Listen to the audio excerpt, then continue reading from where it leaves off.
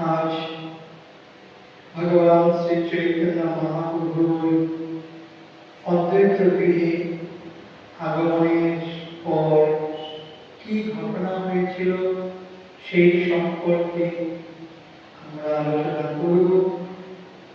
অদ্বৈত প্রভু ভীষণ আনন্দিত ভগবান শ্রী চৈতন্য মহাপ্রভু সন্ন্যাস ধর্ম গ্রহণ করে এই প্রথম শান্তিপুরে আসলেন এবং সন্ন্যাস নেওয়ার পর এই প্রথম তার নদিয়া আগমন। শান্তিপুর প্রেমে ভেসে যায়। অদ্বৈত আচার্য প্রভু তাড়াতাড়ি সংবাদ দিলেন যে সচিমাকে ডেকে নিয়ে আসতে হবে। মহাপ্রভু তিনি মস্তক মুন্ডন করে দণ্ড হাতে নিয়ে সন্ন্যাস ধর্ম গ্রহণ করে তিনি অদ্বৈত আচার্যের গৃহে এসেছেন। তাই অদ্বৈত আচার্য প্রভু তিনি সংবাদ পাঠিয়ে দিলেন, সেবক পাঠিয়ে দিলেন ভগবান চৈতন্য মহাপ্রভুর জননী সচিমাকে আনবার জন্য। মহাপ্রভু তিনি মাকে গিয়ে ষষ্ঠাঙ্গে দণ্ডবোধ করলেন, চারবার প্রদক্ষিণ করলেন এবং কাছে বসে কত কথা, প্রাণীর কথা সব বলতে লাগলেন। অদ্বৈত আচার্য প্রভু সচিমাকে কিভাবে নিয়ে এসেছিলেন? দোলায় চড়িয়ে নিয়ে এসেছিলেন। প্রেমরসে সমুদ্রে ডুবিয়ে আছেন সচিমা। কি বলেন, কি শুনেন, বাহ্য কিছু নয়। এসে দেখলেন সচিমা তিনি বাহ্যিক জ্ঞান শূন্য হয়ে কৃষ্ণ প্রেম রস সমুদ্রে নিমগ্ন হয়ে আছেন। কাকে কি বলছেন, একা কি বলছেন, কি শুনছেন, বাহ্যিক কোনো কিছুই তার জ্ঞান নাই। সম্মুখে যাহারে পাই দেখেন তাহারে জিজ্ঞাসেন মথুরায় কথা কহ মোরে। সচিমা আছেন দাপর যুগে কৃষ্ণ বলরামকে যখন অক্রূর এসে মথুরায় নিয়ে গেলেন,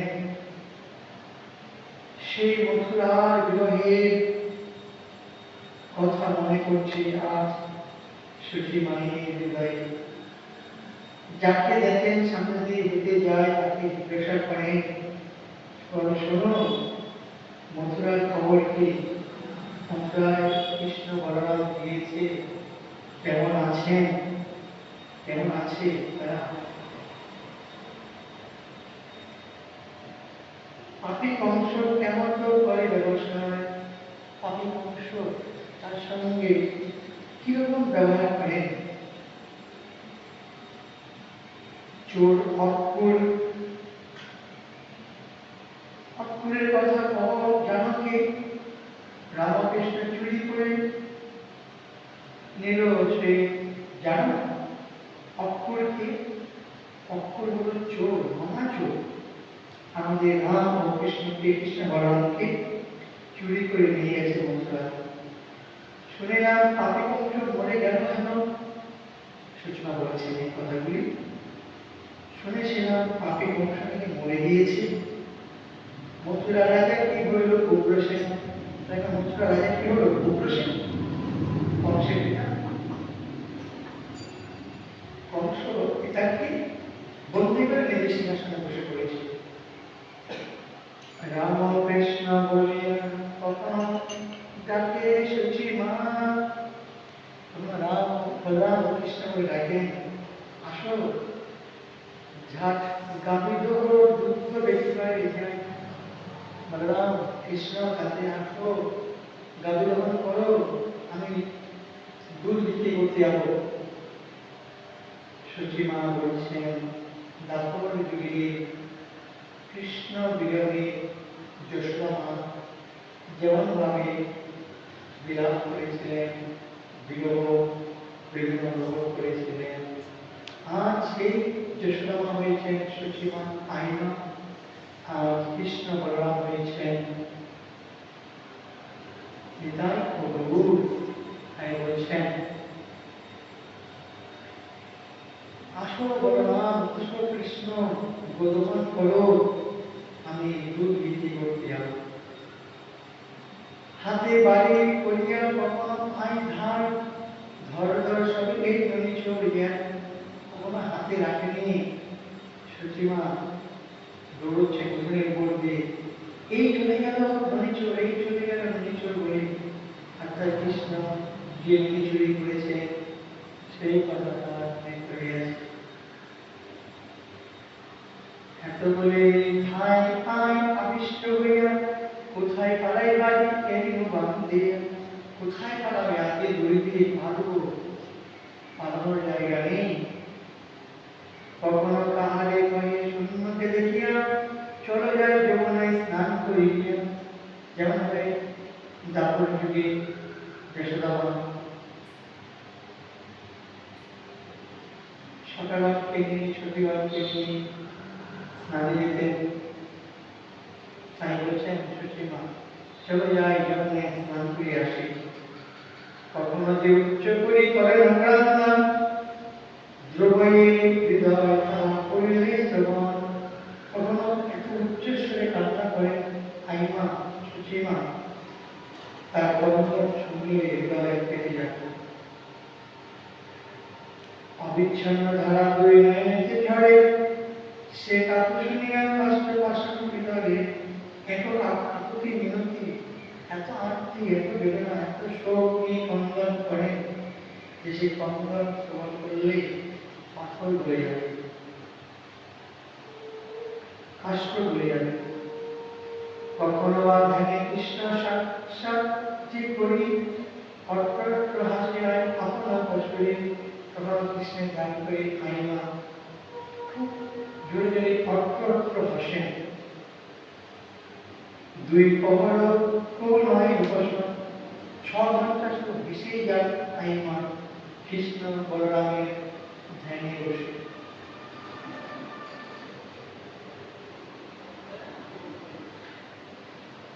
কখনো কম্পন উপরে আসিয়া, পৃথিবীতে কেউ নাই বলে আচ্ছা। সচিমার শরীরে কি হচ্ছে? সচিমাকে প্রেম ভক্তি দান করে গিয়েছেন চৈতন্য মহাপ্রভু। প্রথমে কৃষ্ণ প্রেম দিতে চেয়েছিলেন না, বলে অপরাধ আছে। তারপর মহাপ্রভু অতটুকু চরণ থেকে অপরাধ খণ্ডন করে কৃষ্ণ প্রেম দিয়ে দিয়েছেন। আর কৃষ্ণ প্রেমে অষ্টসাত্ত্বিক ভাবে বাহ্যিক জ্ঞান শূন্য হয়ে সচিমা বসে আছে। চোখের জল তার কখনো শুকোয় না, অবিরত ধারায় গঙ্গার স্রোতের মতো নয়ন দিয়ে বাড়ি বাড়ি সে হয়ে চলছে। সচিমা যখন প্রেমিতে কম্পন করেন, শতরঙ্গ ধরে থাকে, কম্পন বন্ধ করতে পারে না।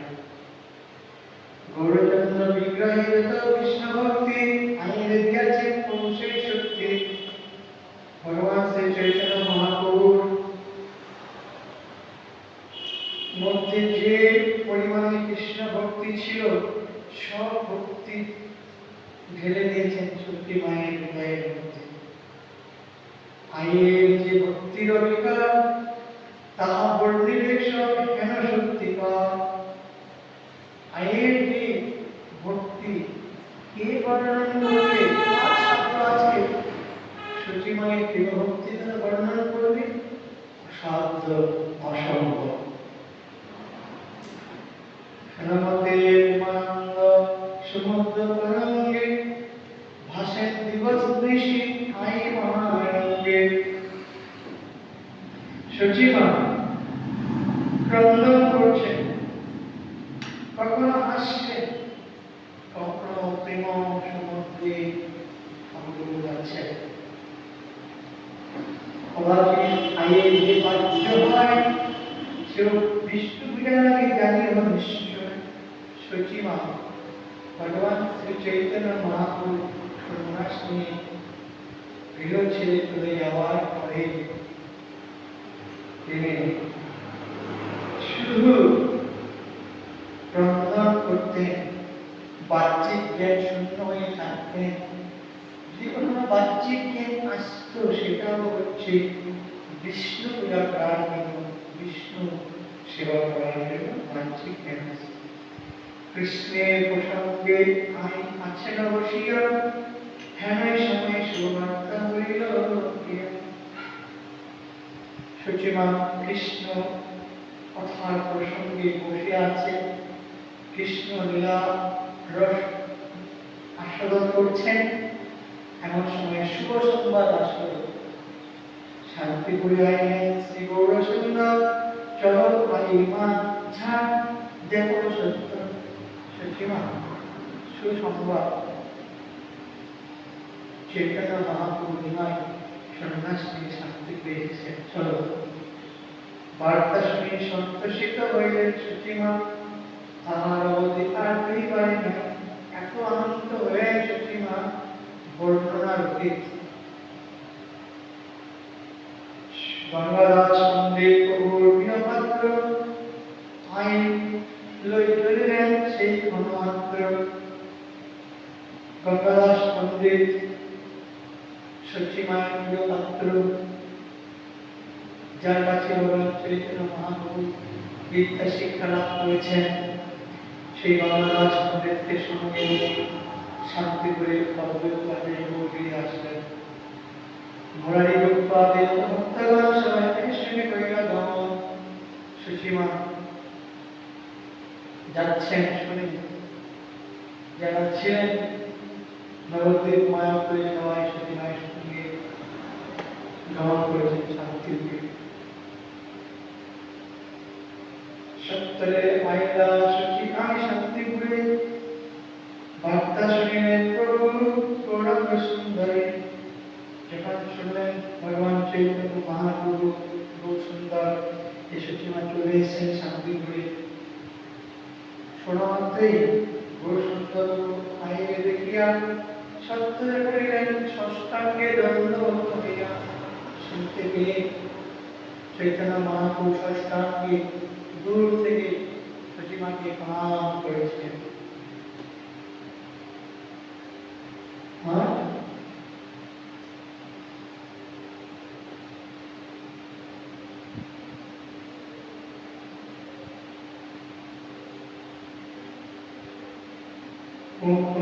প্রদক্ষিণ হইয়া হইয়া দণ্ডবত হয় লোক করিয়া করিয়া, কোন কোন বাবা প্রদক্ষিণ করছেন, সচিমাকে তুমি বিশ্বজননী কেবল ভক্তিময়ী, তোমার সে গুণাতীত সত্যরূপা করি। তুমি বিশ্বজননী মা, তুমি ভক্তিময়ী, তোমার গুণ গুণাতীত, গণনার অতীত তোমার গুণ, তুমি সত্য স্বরূপ। তুমি যদি শুভ দৃষ্টি করো জীববতী, তবে সেই জীবের হয় কৃষ্ণের অতিমতি। তুমি যদি শুভ দৃষ্টি করো তাহলে তার অবশ্যই কৃষ্ণের অতিমতি হবে। তুমি সে কেবল ভক্তিময়ী বিষ্ণু ভক্তি, যা হইতে হয় তুমি সেই শক্তি, যার থেকে জীব বিষ্ণু ভক্তি লাভ করে। বিষ্ণু ভক্তির তুমি হচ্ছে মূল শক্তি। বিষ্ণু ভক্তি কেউ লাভ করে তাহলে তোমার কৃপা দরকার আছে। তুমি কৃপা করো তাহলে বিষ্ণু ভক্তি লাভ করতে তুমি গঙ্গা দেবতী, যশোদা দেবতী, তুমি কৃষ্ণ অনসুয়া কৌশল্যা অদিতি, যত দেখি সব তোমার হইতে ছেলেবল পালয়িতা তুমি সে তোমাতেই হয়। আমি দেখছি তুমি হচ্ছ রাম অবতারে ঐশ্বর্য, তুমি হচ্ছ সত্যদেবী দেবতী, তুমি হচ্ছ তারপরে যশোদা, তুমি হচ্ছ মা গঙ্গা দেবী, তুমি হচ্ছ কৃষ্ণ অনসুয়া অদিতি। আমি দেখছি তোমার থেকে সব কিছু সৃষ্টি তোমাকে লয় হচ্ছে। সতীমাকে এইভাবে প্রমাণ করছেন ভগবান বিশ্ব ব্রহ্মাণ্ডের নবী চৈতন্য মহাপ্রভু। তখন সন্ন্যাস নিয়ে যখন ফিরে আসবেন, তারপর তোমার মহিমা সত্যিকার, সবার হৃদয় পূর্ণ বসতে তোমার, তোমার মহিমা কেউ বর্ণন করবে এই সত্যিকার আছে, তুমি সবার হৃদয়ে বসবাস করো। শ্লোকবন্দে এই মতো করিয়াস্তমান, ধন্যবাদ হই প্রভু ধর্ম সনাতন। ভগবান তিনি ধর্মকে স্থাপন করেন, ধর্মকে রক্ষা করেন। ধর্মের তিনি হচ্ছেন স্রষ্টা, রক্ষিতা, আলোক।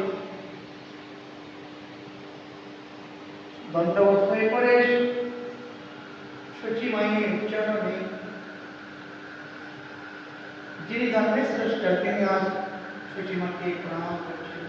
কিন্তু জগতে শিক্ষা দিতে এসেছেন যে ভগবান তিনি তার মাকে কিভাবে প্রণাম করতেন, ভালোবাসতেন, স্নেহ করতেন। আই দেখি মাত্র গৌরাঙ্গ বদন, পরানন্দে জড় হয়ে যাচ্ছে রহিয়াছেন আই যেন কৃত্রিম পুতুলি, স্তুতি করে ঈশ্বর প্রভু হই। ও বলে কৃষ্ণ ভক্তি জীবিত আমার, কেবল একান্ত সব প্রসাদে তোমার। আমি যে কৃষ্ণ ভক্তি পেয়েছি তোমার কৃপাতেই পেয়েছি। সচিমা একটা কৃত্রিম পুতুলের মতো বসে আছেন, কোনো স্পন্দন নেই শরীরে, চৈতন্য মহাপ্রভু দর্শন করে। কোটি দাস দাসের সে সম্বন্ধে তোমার, সেই যৎখানা হইতে বলল আমার।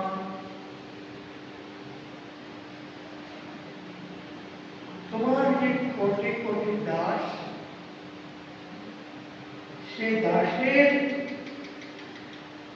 সঙ্গে সম্বন্ধ হয়। তার মানে হচ্ছে সচিমা হচ্ছেন ভক্তি মুক্ত বিগ্রহ। সচিমাকে কোটি কোটি ভক্ত সেবা করে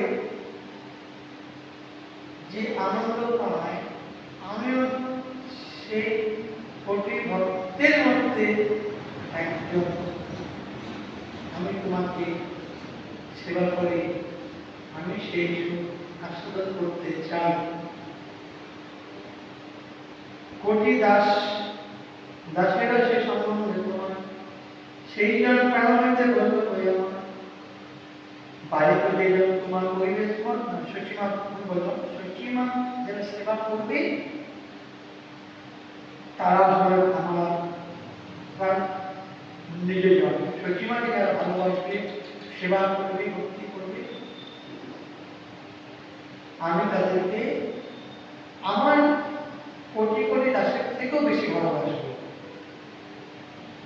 আমাকে যারা সেবা করে তাদের আমি কি বা করবো, তোমাকে যারা সেবা করে আমার ভক্তগণের থেকেও বেশি সেবা কিংবা তোমার ভক্তগণকে করবে।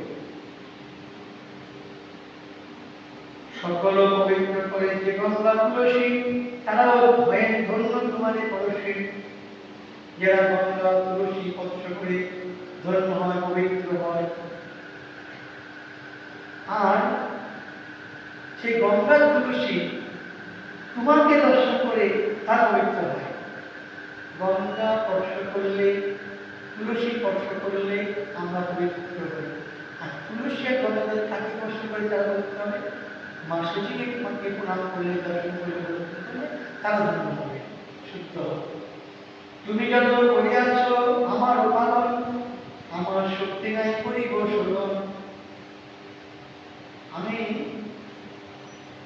কি দিয়ে তোমার ঋণ শোধ করবো? তুমি আমাকে এত সেবা করেছো, লালন পালন করেছো, আমার শক্তি নেই তোমার ঋণ আমি পরিশোধ করব। দণ্ডে দণ্ডে যত স্নেহ করিলে আমার, তোমার সাকুল্যে তাহার প্রতিকার। যে দণ্ডে দণ্ডে আমাকে যে মুহুর মুহুর আমাকে যে ভালোবাসা দিয়েছো, স্নেহ করেছো, প্রেম ভক্তি দিয়েছো, এটা আমি কখনোই শোধ করতে পারবো না, বলতে পারবো না। এই মতো স্তুতি করেন বৈকুণ্ঠের ঈশ্বর, শুনিয়া বৈষ্ণবগণ ভাসে আনন্দ সাগরে, যারা আছেন সবাই শুনে আনন্দের সাগরে ভাসে। কি বলছেন? আই জানি অবতীর্ণ প্রভু নারায়ণ, যখন ইচ্ছে তাকে কহে না তেমন। সত্যিই বুঝে গেছে যে নিমাই স্বয়ং ভগবান নারায়ণ, আর যেটা ইচ্ছে সে সেটা করবি, যে আমার কোনো বাধা দেওয়ার অধিকার নাই।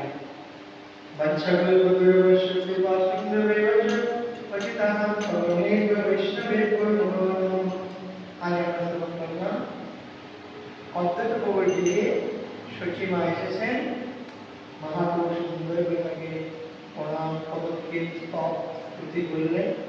আমরা তাহলে আজকে এখান থেকে এটাই শিক্ষা পেলাম যে পিতামাতাকে ভক্তি করতে হবে, ভালোবাসতে হবে, স্নেহ করতে হবে। তাদের সেবা ভক্তি করলে ভগবান প্রসন্ন হবে, খুশি হয়। পিতামাতাকে কখনো পরিশোধ করা যায় না। হরে কৃষ্ণ কৃষ্ণ কৃষ্ণ হরে হরে, হরে রাম রাম রাম